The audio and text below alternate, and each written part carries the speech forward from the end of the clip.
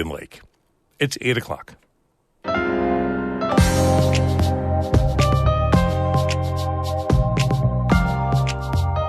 Good morning. This is Northern Light for Tuesday, October 10th. I'm Monica Sandreski. And I'm Todd Moe. Forest rangers created a foundation to raise money for gear they say they need that the state is not supplying them with.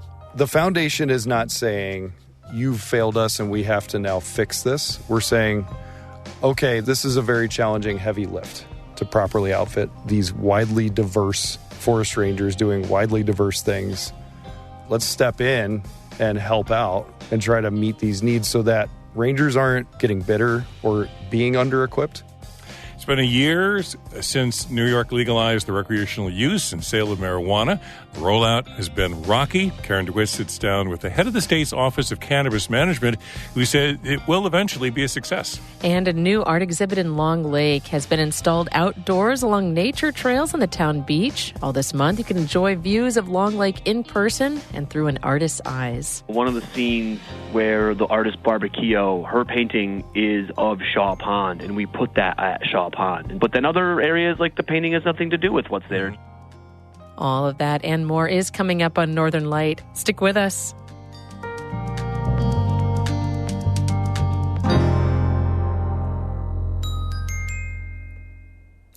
Broadcast of Northern Light here on North Country Public Radio is supported by Long Run Wealth, an SEC-registered investment advisor in Lake Placid, providing comprehensive wealth management, retirement, and financial planning solutions. LongRunWealth.com, and Adirondack Land Trust with 27,000 acres of forests, farmlands, waters, and wild places conserved since 1984. AdirondackLandTrust.org. Support also comes from listeners just like you who become sustainers of North Country Public Radio and who tune into Northern Light every morning. Good morning. I'm Monica Sandreski, and today is day 2 of our fall fundraiser. And to tell us more, Brian Mann joins us. Good morning, Brian. Hi, Monica. It's so lovely to talk to you. Thanks for having me on. Thanks to Todd as well. This is great. And you listening, ncpr.org/give or 1-877-388-6277. Monica, I have to say, one of the things that is, this hour is probably my favorite hour of radio in all of the country. Northern Light is the sort of the way that stories get told about my home. I just love listening to you and Todd in the morning. I love your conversations. It's a joy, and I think it's worth people supporting. Yes, thank you so much for saying that. I've got to say, I think it's my favorite hour on NPR throughout the country and throughout the week too. Yeah. Folks listening, I hope that, you understand how special this really is. When you heard just the way Todd and Monica were talking about what's coming up in the next hour, talking about really crucial kind of life and death issues like the forest rangers and their equipment, talking about art out in the community, things about the economy. This is a show that weaves together our very rural area. Sometimes it's hard for us to talk to each other and to stay connected over this vast area, especially as the weather turns more difficult and we're kind of huddled around our wood stoves. And so this is a moment when you can really make a big difference. Your action at ncpr.org/give or 1-877-388-6277. You connect us. You support this important moment in our day where we talk and we hear conversations. You be next. Thanks very much.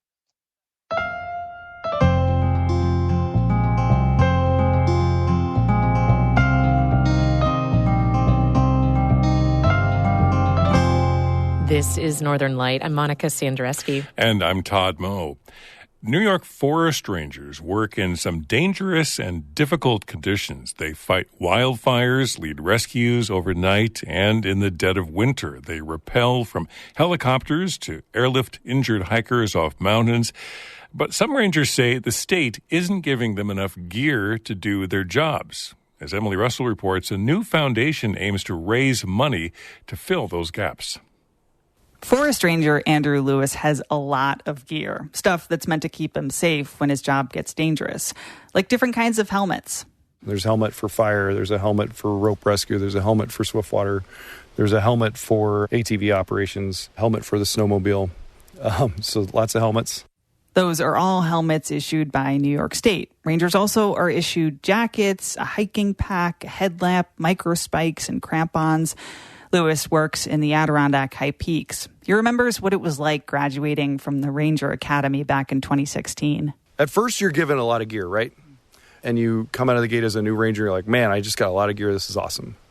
Then you start getting into what you're really doing, and you start realizing, man, I need that really bad. Like mountaineering boots, packable hip waders, extra puffy jackets. And Rangers not only have to think about gear for themselves, they also have to think about the people they're helping in the woods. People who may be hurt, hypothermic, or hungry. So here's a backpack. I've got quite a few, of course, because they all have a different purpose and a different season and everything. I've met Lewis outside his home in the Adirondacks. He's pulled packs and bins of gear from his Ranger truck and laid it all out on his lawn. He grabs one of his packs and starts pulling out gear. A couple extra headlamps. We always have a bunch of headlamps because we're always handing them out. Because we're often helping people that don't have them, right? Freeze-dried meals, some fuel. How much of this stuff would the state buy for you? I bought all this stuff that you see here. He's also used his own money to buy multiple sleeping bags, skis, snowshoes, heavy-duty mittens, and lots of warm layers. Lewis says he learned the hard way that he needs to carry extra puffy coats in his pack. And again, not only for himself, but for folks he may be rescuing. Lewis remembers a rescue when he sweat through his only jacket. And I'm standing there freezing, going, okay, I know what I got to buy now. And guess what? That night, I'm on the internet shopping.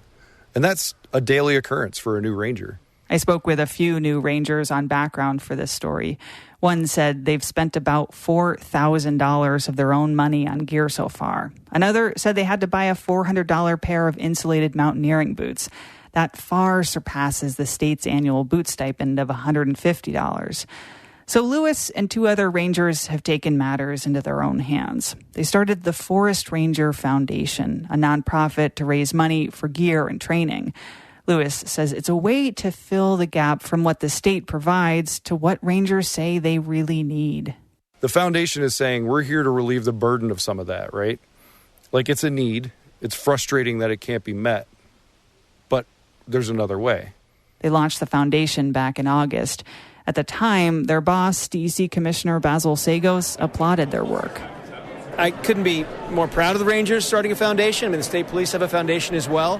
That's really important for the sort of sustainment of the Ranger family for years to come. The Police Foundation funds trainings as well as college scholarships and relief aid for trooper families. The Ranger Foundation will fund trainings, but it's also focused a lot on getting them more gear, better gear. But Sagos said back in August that's not necessary. He said Rangers shouldn't need to turn to the foundation for gear. We absolutely have the resources. I've told my command staff, get them whatever they need, whether it's new boots, clothing, sleeping bags. That's certainly their goal. It's not possible. It just isn't. Adirondack Forest Ranger Andrew Lewis again. He said he's tried to work with management on buying gear and partnering with outdoor brands, but it's really complicated and bureaucratic. Every one of the 155 Rangers around New York State is different. They have different needs and desires. They work in different conditions.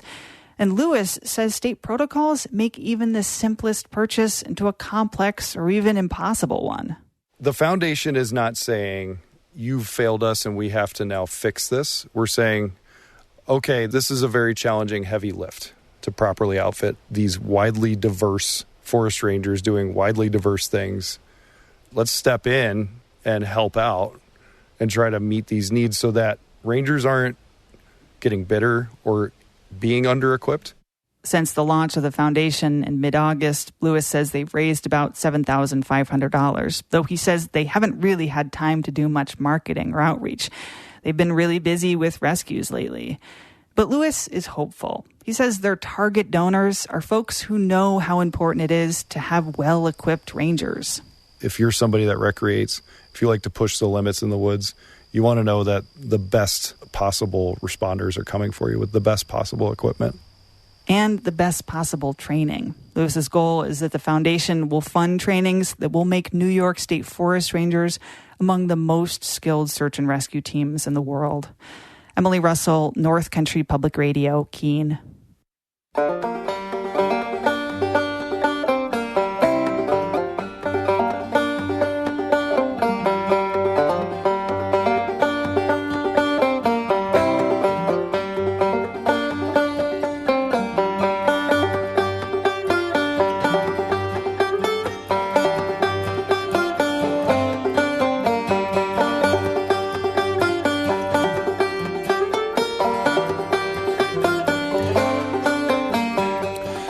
You're listening to Northern Light here on North Country Public Radio. Good morning. I'm Todd Moe. And I'm Monica Sandreski. Coming up, we'll hear about a new outdoor art exhibit in Long Lake along nature trails in the town beach. That conversation coming up in just a few minutes right here on Northern Light, right here on NCPR, which is where you come to satisfy your curiosity, to hear contextual reporting, and to connect the dots about issues in our community like ranger gear. Now is the time to support North Country Public Radio. We're in day 2 of our fall fundraiser. Keep this community resource strong for years to come. Give now online at ncpr.org/give or call 877-388-6277. That's 877-388-6277. And thank you so much for your support.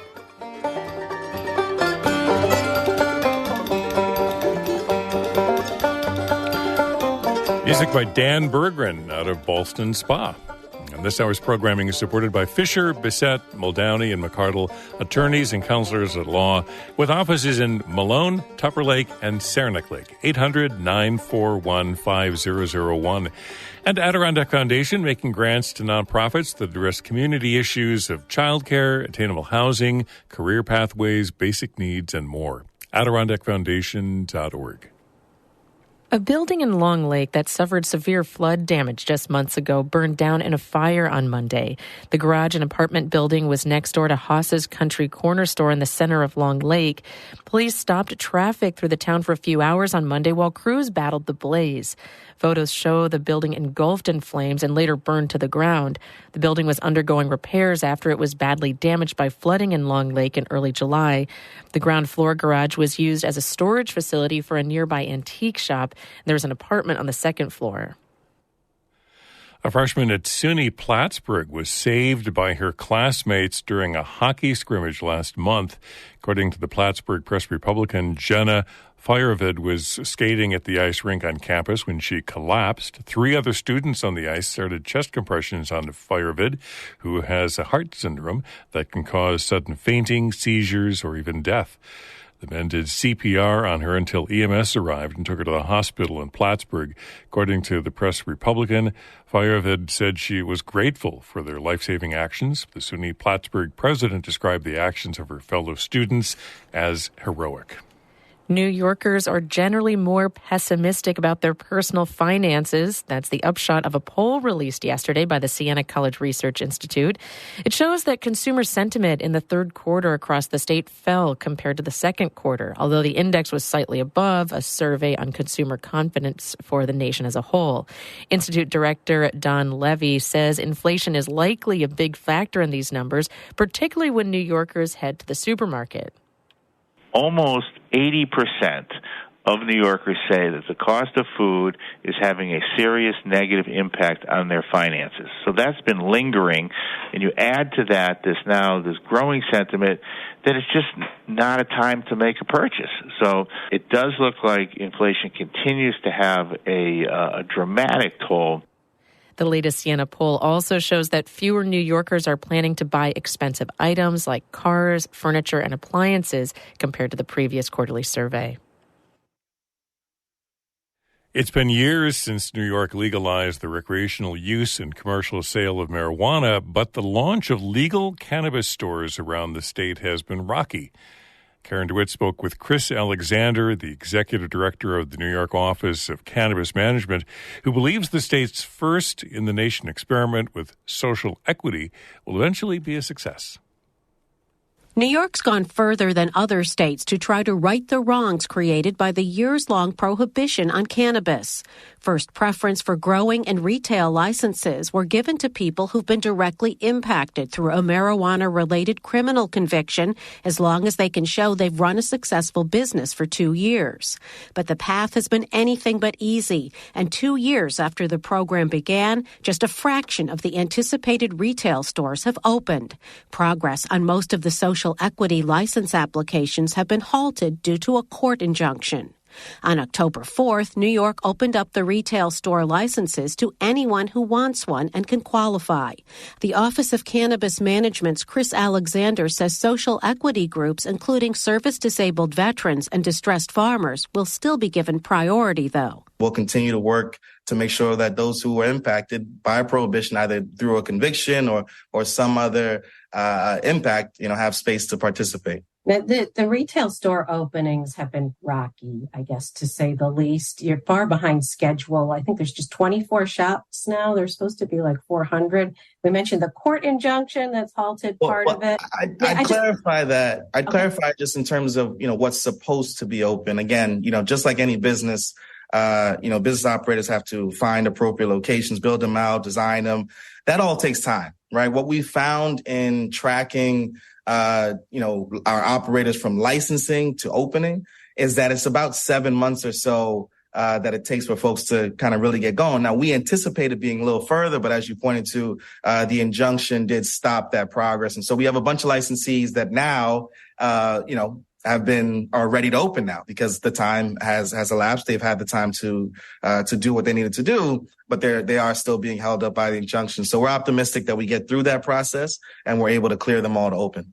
Yeah, but even so, it's like far below what the initial expectations are. We've heard from a number of growers, and many of them aren't wealthy, that have been unable to sell their product and they're going bankrupt. Some people in the industry are so upset and discouraged that they've called for your resignation. They think you should step down. What do you think about that? You think you're still the best person to do this job? And, how do you gain the trust back from some of these people who've become disenchanted?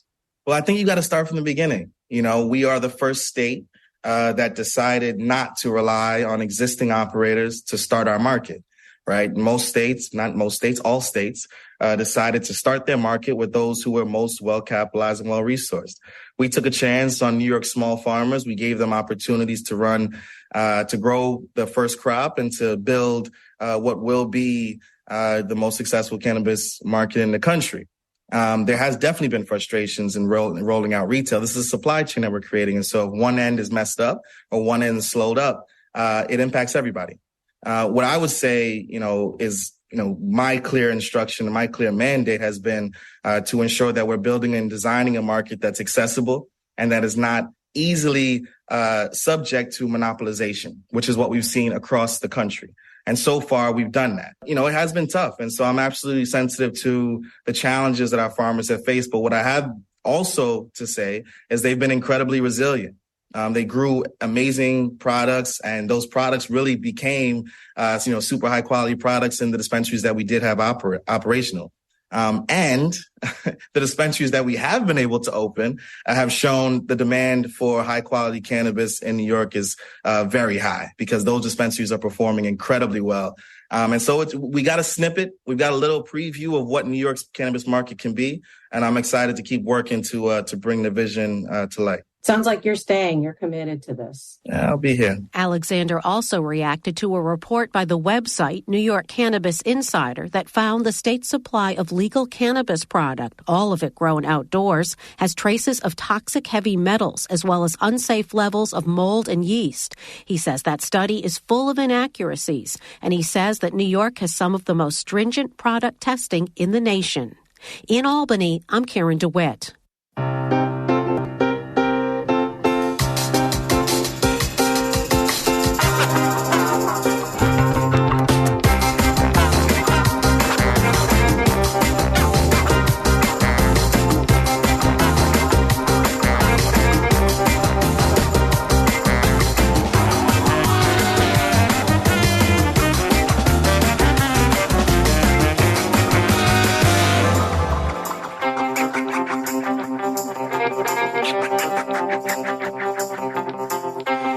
You're listening to Northern Light here on North Country Public Radio. I'm Todd Moe. And I'm Monica Sandreski. Coming up in just a minute, enjoy views of Long Lake in person and through an artist's eyes in a new outdoor exhibit. Then stick around after the show for Bird Note just ahead at 8:42. But first, Todd has a look at the weather for us. Clouds and partly to mostly cloudy skies, maybe an occasional shower today. Highs in the 50s, near 60. South winds 10 to 15 miles per hour. Lows overnight tonight near 40, and maybe some scattered rain this evening as well. And then a chance of scattered showers Wednesday and Thursday, partly cloudy skies on Friday. Showers again on Saturday and Sunday, very likely, with daytime highs the rest of the week in the upper 50s, nighttime lows in the upper 30s, low 40s. Right now in Canton, we have clouds, 48 degrees, perfect weather for supporting North Country Public Radio. And with us this morning during Northern Light is NPR's Brian Mann. Hey, Brian. Hey, good morning, guys. Thanks again for having me on. And thanks to everybody who's calling in or going online to support. It's really quick and easy to do. 1-877-388-6277. And I still know that phone number by heart. Or you can go to ncpr.org/give. Thanks to good friends Elizabeth Lee from Westport. Thank you, Elizabeth. Susan Waters from Saranac Lake. Susan, thank you this morning. Diane Corvetti from Lake Pleasant. Really cool to have you with us. ncpr.org/give. You know, the thing that is really magical, really magical about North Country Public Radio is that there's kind of this chemistry of it being a fragile and also a really tough thing. It's fragile because it takes all of us. I give, you listening, you give, Todd and Monica, they give their passion. Everybody's giving. And that's, we have to, pledge drive, donation festival after festival. We have to put that together. It feels a bit like a tightrope walk. But the tough, cool, great part is that you come through. You say yes. And it's been going on. I've been doing pledge drives here at NCPR for a quarter century now. And so, it's proof that it works. It really does work. It's a beautiful way that you can make a big difference, joining so many people who've done it. So, okay, you've heard those names. Your neighbors are doing it. You be next. ncpr.org/give or 1-877-388-6277. And thanks. Thanks so much for your support. ncpr.org/give or toll free 877-388-6277. Northern Light listeners, you are the best. A new art exhibit in Long Lake has been installed outdoors along nature trails in the town beach, the medical center, town hall. So all this month you can enjoy views of Long Lake in person and through an artist's eyes. Tim Helms, Long Lake Events Coordinator, says Art in Nature is an outdoor art installation featuring 11 local Long Lake artists, including local art students. He says by moving art into nature, the exhibition offers an unexpected perspective and connects human-made art to natural features in the environment. The idea was to draw people maybe away from or to some places they might not go to, especially if you were a second homeowner, that kind of thing. So they're all located prominently displayed, relatively speaking, on places that people walk by. So they're at our town beach. We have a trail, like a nature trail in town that kind of connects two areas of our town. There's a couple on that. Places that people would be recreating, walking the dog, those types of things. All of the other artists either live in Long Lake, are from Long Lake originally, or are second homeowners in Long Lake. And you basically told them, here's a panel, go paint something. So there's like landscapes, there's wildlife, there's kind of a nice variety. Exactly, and that's what we really wanted to. So I did not want to give any of the artists any direction. I wanted them to be, whatever their medium, most comfortable painting. It had to be used acrylic or oil paint because of the way we had to seal the panels. I think it's interesting that Long Lake is such a beautiful spot in the Adirondacks to begin with. And so now you can be out for a hike or a walk, and there's like this chance to take in the natural scenery and then an artist's interpretation of the outdoors. Yeah, it's a little bit like a plein air type thing in some of it because, one of the scenes where the artist Barbara Keogh, her painting is of Shaw Pond, and we put that at Shaw Pond. And so when you look at her panel, it looks out over and you can see like pretty much the exact same view she painted that from, just her interpretation of the colors of the sky and that kind of thing. But then other areas like the painting has nothing to do with what's there, just showcasing a local artist. I think to along lines of seeing art in nature as well, like, there's a connectivity between getting people out. All of these panels you would walk to. You can drive to them, but all of them are like easily accessible within like kind of our downtown area. So if you wanted, we have a little map. So if you want to do it as a day at your afternoon, you grab a coffee, kind of walk around for an hour. You could see all of them for the most part, hour and a half. The other thing that we thought was really important too is to show like kids from school that to be an artist, it doesn't have to be in some gallery in New York or Boston or whatever it is, that you can paint something and have an impact on your local community right there. Yeah, it's kind of like not all art is indoors in a gallery or a museum. Sometimes art is outside. Exactly. We just want to showcase that, like, if this is a path you want to go down, or even if you don't want to be a professional artist, you just want to keep painting and keep working on stuff and put it at your house or in your friend's house or whatever. You just want to showcase and connect the community with the artists as well. And they'll be up through the month of October. Is that the idea? Yeah, so it's actually, the whole project kind of changed a little bit. My initial idea was to get these panels and I would just kind of leave them up permanently in maybe a year, 2 years, see how long they lasted, depending on the ceiling and everything. And then when we started to see the quality of the panel coming back, we immediately decided, like, we have to try to preserve these a little better. People put hard work into this, and the quality was just so high. And so we ended up framing all the building frames and framing all of them. And then next summer, when we put them up, I will rotate where all the panels are. So next year, it'll be, even if you only saw 7 of the 11 this summer, you might see the other 4 next year in the same location you saw one. So we're going to rotate where they all are and give, because some of them are very prominently displayed, some of them are a little bit off the beaten path and want to give all the artists a fair shake, but also just keep it interesting and, have people want to go check it out again. Sounds like you could, this is something you could do like every couple of years or something. Yeah, the long-term of the project is kind of undetermined at this point. This is the first time we did it.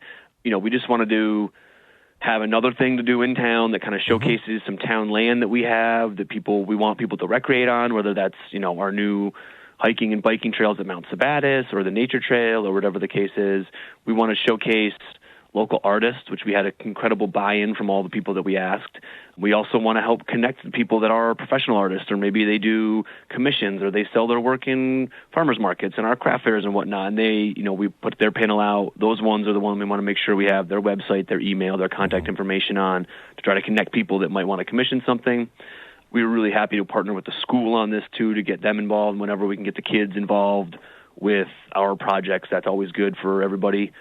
Yeah, I think it's something we could kind of redo every couple of years. We could have a theme some years. We could have not a theme. I think the long-term sights of the project are broad, but I think really exciting to see where this can go in the future.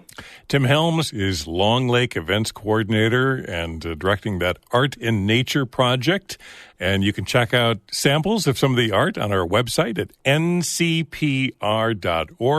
My favorite piece is the panel done by the students at Long Lake Central School in grades 3 through 12, a fish painting. You got to check that out right now on the front page of our website, ncpr.org.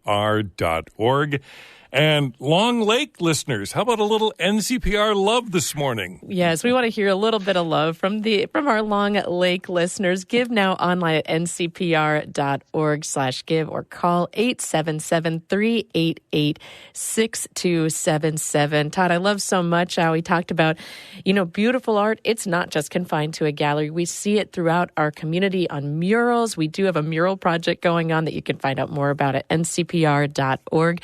It's these conversations, these projects that really connect all of our far-flung communities from Long Lake to Malone down to Lowville.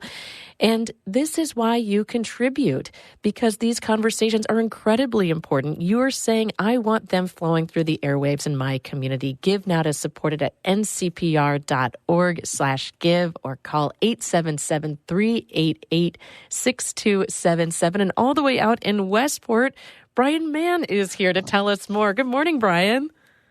Good morning, Monica. Good morning, everybody. ncpr.org/give 1-877-388-6277. One of the things that has really just